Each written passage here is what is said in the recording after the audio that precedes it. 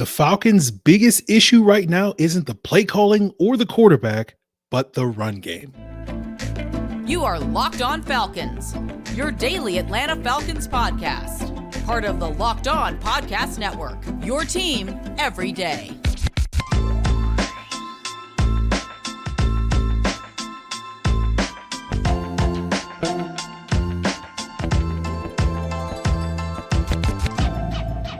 Welcome back to another illustrious episode of the Locked On Falcons podcast, your daily Atlanta Falcons podcast, part of Locked On Sports Atlanta, your team every day.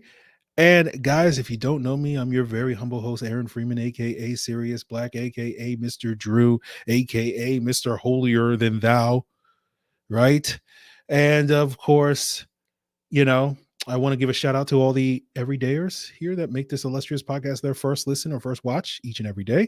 And all you got to do to become an everydayer, subscribe or follow for free on YouTube or wherever you listen to podcasts. So today's episode is an all-22 review where I have looked back at the Week 6 film and their loss against Washington to give my thoughts. We'll talk about the play calling. We'll talk about the quarterback play.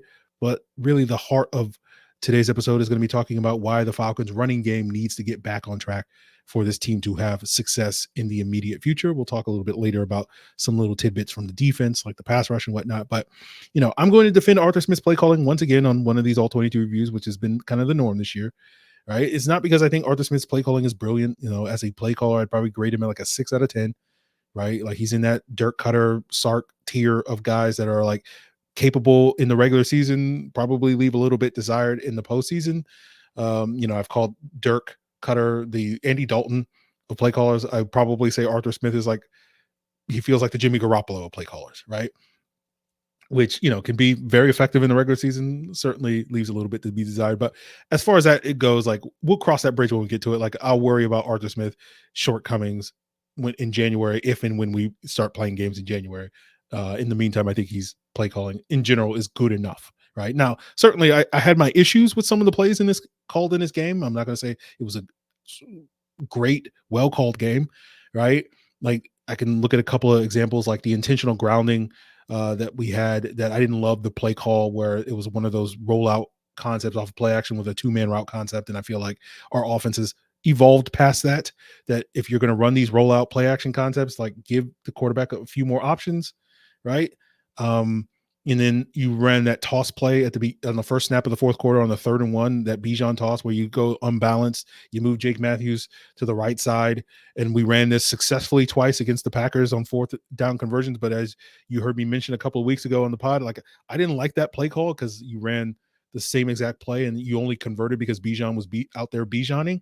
And in the game where Bijan wasn't Bijaning, calling that play again, like you've never really blocked that play well. So I don't like that play call from that standpoint. But even with these issues, these gripes, if I can come up with, a half dozen play calls that I didn't like, and I certainly could if I wanted to, in a game that features 79 offensive plays, I've used the analogy before, I'll use it again. If you had a 79 question quiz and you got 6 of those questions wrong, you'd still get an A on that quiz.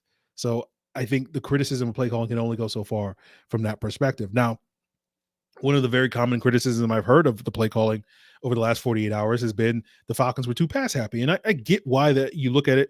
They called 50 pass plays, 47 passes, 3 sacks, so 50 dropbacks. And that's too much, right? But I think you got to live in reality. You got to have the context of why were they calling all these pass plays. And a lot of it was, they couldn't run the ball. And really, when you look at the overall, play calling and were they being too pass happy, when you break it down beyond just sort of looking at the generic box score of like 50 pass plays is too many and look at it situationally, and you go to websites like Running Backs Don't Matter, rbsdm.com, and look at how they break it down, passing over expected based off of situation, like the Falcons passed the ball roughly a normal amount that in a normal NFL average offense would do.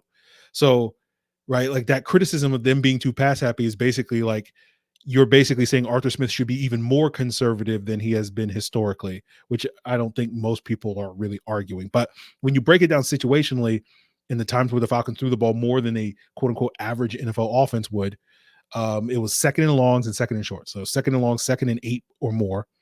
and they threw the ball 80% of the time in those situations. In the normal NFL offense would throw it 75%. So a marginal difference there.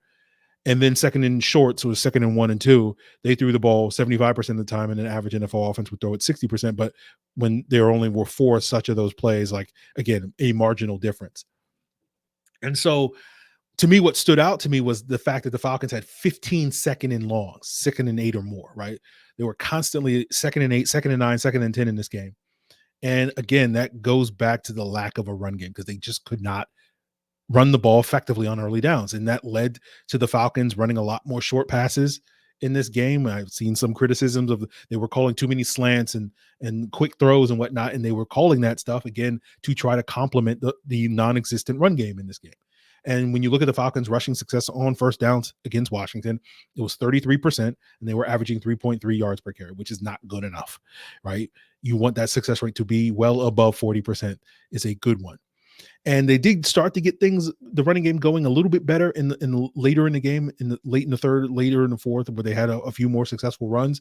But if you just look prior to that point, in the first 7 possessions before that final touchdown drive that they had late in the game, their success rate on running the ball on first downs was 20%. Their average per carry was 2.4. That's you can't do that, right? Like that's terrible, basically, is what I'm saying. And when you look at their overall success rate this season, not just in this one game, on first downs, running the football, right? It's down, right? Last year, their first down success rate on runs just to the running backs, or to non-quarterback runs, I should say, because a couple of wide receiver runs in there, it was 54%. This year, it's 43%. Right. And for a quote unquote normal offense that we're talking about, a team that's going to throw the ball 58, 60% of the time or more, like the Falcons did in this game, 43% success rate on first down is more than serviceable. That's a functional run game for a pass heavy attack. But we know that this offense isn't trying to be normal.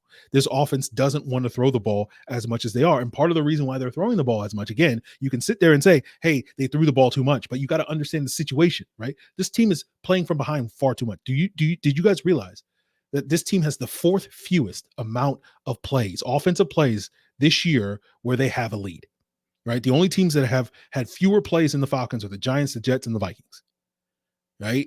And a lot of that is owed to the fact that they can't run the football. And it's not because, the run game isn't working, because teams are stacking the box, right?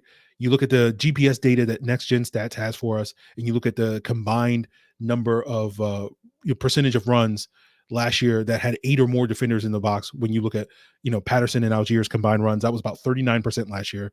And this year, when you look at Bijan and Algiers runs, it's about 36%. So a marginal difference there in terms of stacked boxes. Right. The reason why the run game is not working is simply because the blocking is not there. And I know Mike Rothstein wrote about this on ESPN on Tuesday as well. Go check out that article, which basically is telling you, I'm not a big believer in ESPN's run block win rate, but at least it's fitting my agenda, my narrative here. But like watching the film, and this was true in this game, and the Locked On Falcons insiders that are subscribed to the subtext will get some examples of these plays that I'm talking about, where Jake Matthews, Chris Lindstrom, and Matthew Bergeron missed blocks on some of these early down runs in their extended All-22 review. If you want access to that, hit the link in the description. But this was an issue for those players in this game. It's been an issue throughout the season. I feel like Jake Matthews has taken a major step back this year as a run blocker. I think Chris Lindstrom has been much more volatile as a run blocker this year. And I don't think Matthew Bergeron has been a positive contributor in the run game really at all. And I think, Dahlman and McGarry, I think, are mostly the same. Again, maybe if they've taken step backs, it's been slight steps back, right? And then you also throw in, my Parker Hesse agenda, right? Where Michael Pruitt serving as that blocking tight end just has not been as effective in that role this year as Parker Hesse was. And it's not Michael Pruitt has been a bad blocker. He's been serviceable, but you were getting plus blocking from Parker Hesse last year, right? And how do you solve this problem? Again, I think the blocking has to be better. At the end of the day, that's what it needs to be. Now, I think Arthur Smith can try some things, try to be creative, try to diversify the run game a little bit, run more crack toss, maybe incorporate some more jet sweeps, some other misdirection runs, maybe some more inside zones, duo or whatever, to try to diversify this thing, because their classic stretch run play is not working. And running against Washington was hard, especially when you run this outside zone scheme where you need the guys on the outside to sort of win their blocks. And Chase Young and Montez Sweat did an excellent job in this game, along with Jonathan Allen and Daron Payne making plays to stuff the run, right? And it's hard to do that against this front. As much as grief I've given Chase Young over the years on this very podcast and elsewhere, it's only been as a pass rusher, not his run defense. His run defense has been outstanding. So that was going to be a challenge, but it's going to be a challenge in the coming weeks. More on that later. But if this Falcons offense can't run the ball, they're going to have to rely too much on being a quote unquote normal offense that's throwing the ball 55, 60+% of the time. And with the quarterback that they have, who right now is not good enough or reliable enough to operate that type of offense, it goes back to what Josh Kendall of The Athletic said on the podcast yesterday, where it's going to be a roller coaster if that's how they're going to have to operate. They can't get this run game back on track. And so that gives us our perfect segue to get more into the quarterback struggles in this game. And we'll talk about some of those issues on those interceptions as we continue today's All-22 review of this Locked On Falcons podcast. So our partners over at eBay Motors have teamed up with Locked On Fantasy Football host Vinny Iyer to bring you some of the best fantasy picks each and every week, all season long.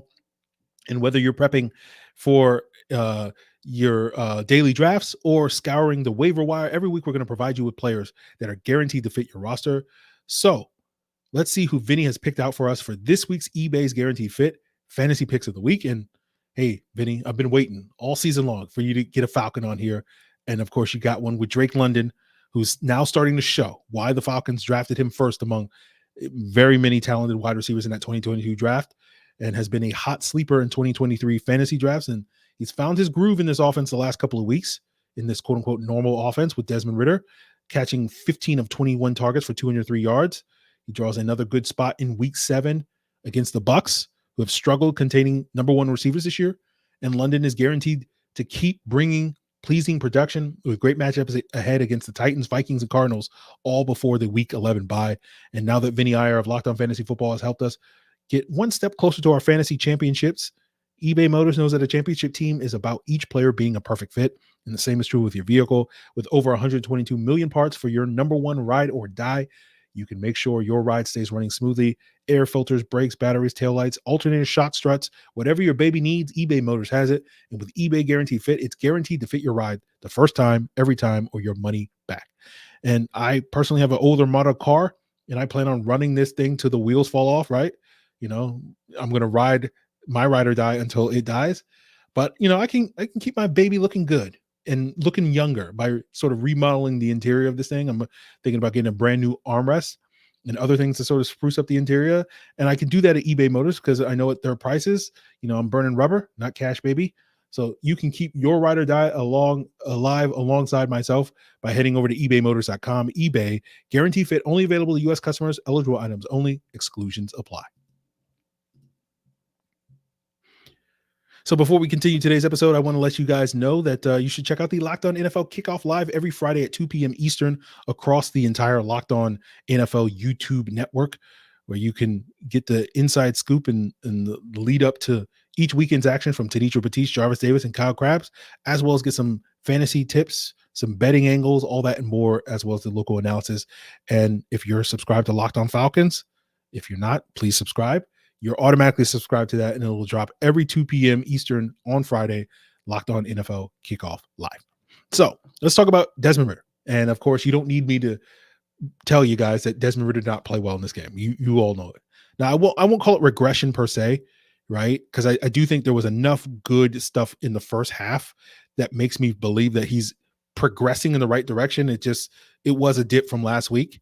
And I think sort of where we plot him on this trajectory and see where that trend is will depend heavily on how he performs on the road the next 2 games. If it's as bad as it was against Detroit and Jacksonville, that's going to be a problem. I'm kind of expecting it to be as good as you were against Carolina and Green Bay, which was not good, but you had your moments that we needed you to have in order for us to win those games. That's kind of what I'm hoping for from Ridder over the next 2 weeks. So we'll see about that. But let's talk about those interceptions. I'm not as mad at the 3 picks in this game as I have been in other previous games where it was very clear that, he was throwing it to the wrong guy and staring down reads. To me, all 3 of those interceptions were instances where him and the receivers weren't on the same page, right? And It doesn't mean that Ridder is blameless on that. He probably deserves the bulk of the blame on all of the plays, or at least 2 out of the 3 plays. But it was very clear to me on all 3 of them where he kind of was expecting the receiver to zig and the receiver zagged. And again, Ridder's probably to blame in instances where he shouldn't have thought the receiver was going to zig in that. And the obvious example of that was the red zone interception to Drake London, where he kind of threw outside and underthrew a ball when he should have thrown inside to Drake London, where there was a lot of space, and thrown it to the back line. And, I feel like that's QB era on that particular play. But you look at the first interception to Van Jefferson at the beginning of the second half, it's a bad throw. Don't get me wrong. That's on Ridder, where he's throwing behind Jefferson, who's running an out on that play. But I think Ridder is expecting Jefferson to break off his route sooner on that play, right? Even if Jefferson had done that, it's still probably a bad pass. But because Washington was bringing a 6-man pressure and the Falcons only had 5 guys to block it up, Ridder's doing the right thing and getting rid of the ball quickly, right? His placement still questionable. And Jefferson doesn't get his head around quick enough, right? And, again, I don't know if he catches it if he does, but at least maybe he's at least making a play on it that prevents, Kendall Fuller from picking that pass off, at least getting in the way, maybe. And that's been kind of a part of a through line that I've seen several times over the last several weeks where, especially when it comes to blitzing, where I don't think the Falcons receivers have done a good job showing the awareness that they need to show, right, on these blitzes, of understanding blitz is coming. You need to shorten your routes. You need to get in your breaks quicker. You need to get your head around quicker. And I've seen a number of mistakes from this team in those instances, right? The only exception has been Mac Hollins, who later in the game on the 4th down on that cover 0 blitz at the beginning of the 4th quarter did do a good job of finding daylight and getting in that instance. But there's been several times, not necessarily on blitzes, but there's been several times this year where Drake London has not done a good job finding space against zone coverages, right? And it's just a general lack of awareness, I think, that this receiver core has, right? And, that Jefferson interception, not only Jefferson not getting his head around quickly, but like you're noticing Bijan just kind of jogging on. I don't know what Bijan was doing on that play. Like what route was he supposed to run? And I know Matt Ryan made a comment on it during the broadcast, but he's just like jogging into his route. And I'm just like, I don't know what route you're supposed to run, but like, I think there should be some sense of urgency if you recognize that a blitz is coming to get into whatever route that you're supposed to do. And let's talk a little bit more about Bijan. And he was the target on that final interception. And like, that was a play where, to me, this is probably the interception where it's less on Ridder, because Bijan should flatten his route there rather than, pushing upfield on that slant. And I'm not going to sit here and call it lazy because, that word has a certain connotation. But let's just say Bijan's route running, I noticed on film multiple times in this game, was imprecise, right? Right. You had that play on the interception. You had the 4th and 3 in the second quarter where they're trying to throw a quick out to him, and Bijan isn't really accelerating into his break, right? And that allows Cameron Corral to jump it and break on it and beat him to the ball. Right. Then you had the previous play right before that where they run the real route and Bijan tries to make that OBJ-esque one-handed grab. And like, I don't think that was bad placement on Ridder's part. Like, I feel like, if Bijan just does the normal receiver thing and just track it and catch it over his shoulder rather than trying to make this highlight reel play for the sky cam or whatever he was trying to do, like he catches that football and the Falcons have an explosive play. And so it sounds like I'm blaming Bijan or anything. I'm just being critical of him. And I understand, like, he's a rookie running back, expecting him to run the polished routes and have the awareness of a wide receiver and stuff is probably not something I should expect, 6 games into his career. He hasn't mastered those type of details, nor do I expect him to. But this is kind of symptomatic of a overwhelming problem, an overall problem with this passing attack and this offense in general, which is this team they don't get the details right? Whether it's guys not understanding a blitz is coming, whether it's guys running the wrong routes, whether it's guys not finding daylight, or the blocking, or Ridder, being off on throws or late on throws or whatever. It's the details, all these little details that add up that prevent this offense and especially this passing game from reaching its full potential. And the hope that I had going into the season, and the hope I still have at this point, is as they get more experience, as they gel and grow together, they'll start to get these details right as the season wears on. But I went into the season not really expecting them to get that right until probably after the bye week, right?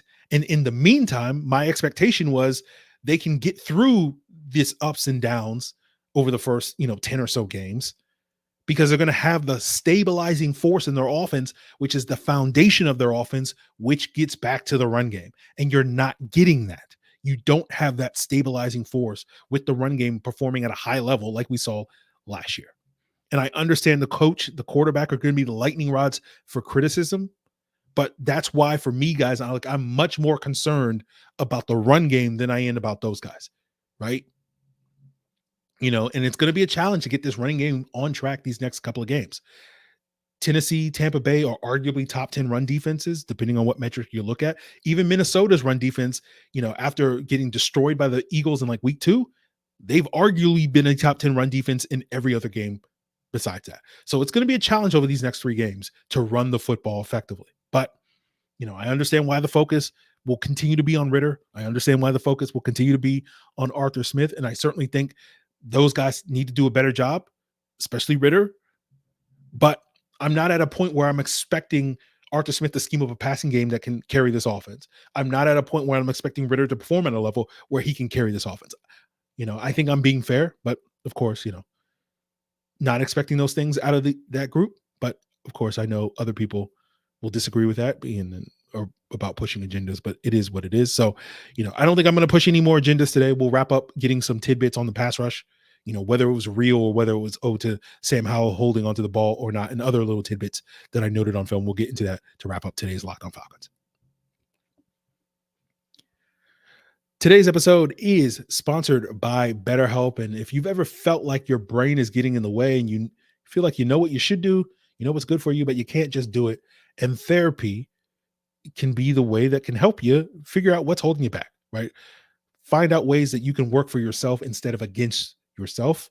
And I cannot recommend BetterHelp enough, because they have been directly responsible for my improved outlook on things. They've taught me that I can only control what I can control. And I think that's helped me, understand I can't control whether Desmond Ridder or Arthur Smith, play well or call a good game, but I can control the quality of this podcast. And I've heard a lot of feedback from a lot of you guys that you think the quality of the podcast has improved over the last year since I've been in therapy with BetterHelp. And a big reason why I started BetterHelp is because it's more affordable than traditional offline therapy, because it's done entirely online, right? It's designed to be convenient, flexible, suited to your schedule. And all you got to do is fill out a brief questionnaire. You'll get matched with a licensed therapist quickly, and you can switch therapists at any time for no additional charge. So make your brain your friend with BetterHelp by visiting betterhelp.com/lockedon today and get 10% off your first month. That's BetterHelp, HELP.com/lockedon. So before we wrap up today's episode, I want to give a shout out to the Locked On Falcons Insiders, right? Guys, go ahead, join. You'll get breaking news, some inside info, some thoughts, musings, post game, as well as the exclusive content like the extended All-22 review delivered directly to your phone. And you get those one-on-one conversations with me via text. It's $4.99 a month, 14-day free trial. So join the Locked On Falcons Insiders now and be in the know all the time. All you got to do is go to joinsubtext.com/Locked On Falcons, or you can hit the link in the description below. So let's wrap up with a couple of little tidbits. Let's talk a little bit more about the pass rush. Based off of watching the film, Falcons got 5 sacks in this game. 2 of them I thought were coverage sacks. 2 of them were cleanup sacks where Sam Howell kind of was trying to escape pressure and then kind of either ran into a defender or was chased down by a defender. And even Campbell's one that I didn't count as a cleanup or cover sack was kind of a cleanup sack, right? His 100 sack, where that was an instance where Sam Howell was kind of stepping up in the pocket there. So, I don't know if I would sit here and be like, oh, our pass rush is good. They were effective in this game. They had a 39% pressure rate based off my charting. But we'll see if they can continue to make strides and get home. They did it. What I'll say is that they did a great job hitting Sam Howell. They affected the quarterback because they were hitting Sam Howell right in this game a bunch. But We'll see how they fare in the next couple of games. I don't know if they have as favorable a matchup as they did this week against Washington, but I still think they have some opportunities that they can take advantage. Tampa Bay, I know the weakness of their offensive line is on the interior. So, where the strength of our pass rush right now is Grady Jarrett, David Onyemata on the interior. So you like to see that. Tennessee, I know their guard play has been generally better than their tackle play this year. So that'll be maybe a week where you can expect the edge guys, Dupree, Ebiketie, Lorenzo Carter, et cetera, to do more work. We did get to see Campbell play his best game to date. You did see a little bit of him on the interior. We've seen glimpses here and there.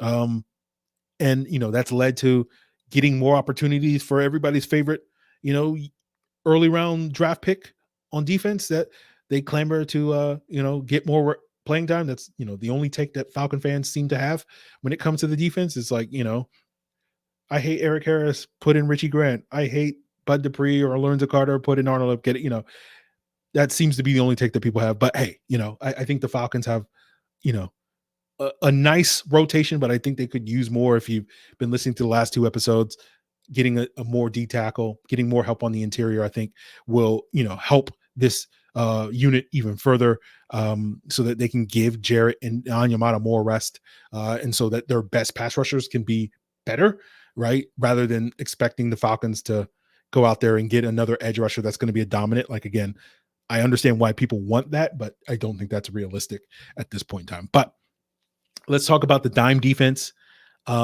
We've seen the Falcons alternate the last couple of weeks, right? Between their Ruby dime, their 3-2-6 dime, or a more traditional dime, the 4-1-6, right? Against Detroit, it was the Ruby.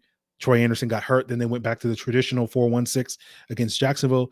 Then they played more Ruby against Houston last week. It was mixed results. It was fine when they played man coverage behind it. It wasn't when they played zone coverage behind it. And this week they went back to a more traditional dime, and it was very effective this week.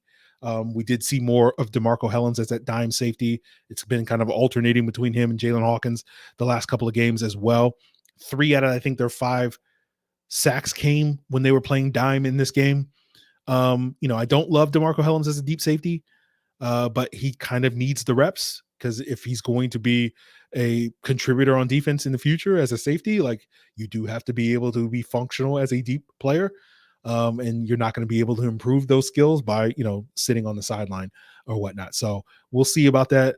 I talked about yesterday, like maybe seeing more of Trey Flowers in the event that, Jalen Hawkins is not going to be, on the Falcons roster for much longer. I'm not saying that they should get rid of Jalen Hawkins by any means. Go listen to yesterday's episode. I'm just saying, like, if they were to shop him in order to add some of those players up front on that interior presence, it would make sense to me, but we'll see how that all plays out. But last little tidbit before we duck out of here, guys, watching the film on, we got Special Teams Matters. Who was to blame for the big punt return, that Jamison Crowder punt return that set up the score? From my eyes, it looked like D'Angelo Malone was kind of out of position on that. I don't want to blame it on him, but it just looked like he was a little bit out of position, right? Where he was, over here when he should have been over here, right? Like, he was over here and he should have been here, right? And that gave Jamison Crowder that wide room to run up the middle. And we'll see, we'll see if Marquise Williams agrees with me, right? And, we know Marquise Williams is not going to throw anybody under the bus. His action, his words won't blame D'Angelo Malone, but his actions will if we see John Fitzpatrick active this week, right? Because essentially D'Angelo Malone, who hasn't gotten a ton of work on the punt coverage team in the past, he's starting to get some more these recent weeks. But this week in particular, he was essentially replacing John Fitzpatrick on the punt coverage unit. And so if Fitzpatrick is active in week 7 against the Bucs, like, that to me will tell me that, okay, it was D'Angelo Malone that, they're blaming, they're saying was at fault there. So, like, if we see Fitzpatrick this weekend active on game day, like, it probably won't be because of offense. It'll probably be because of special teams. So that will be something to keep an eye out as we continue. But that's going to do it for us here, guys. Make sure you check out the subtext, become a Locked On Falcons Insider. Join the link in the description below if you want access to that extended All-22 review. Continue to make Locked On Falcons your first listen. Tomorrow we'll be doing our crossover Thursday preview with Locked On Bucs co-host James Yarko. Continue to make Locked On Falcons your first listen, so you can check that out, and make Locked On NFL your second listen. It's all part of Locked On Podcast Network, your team every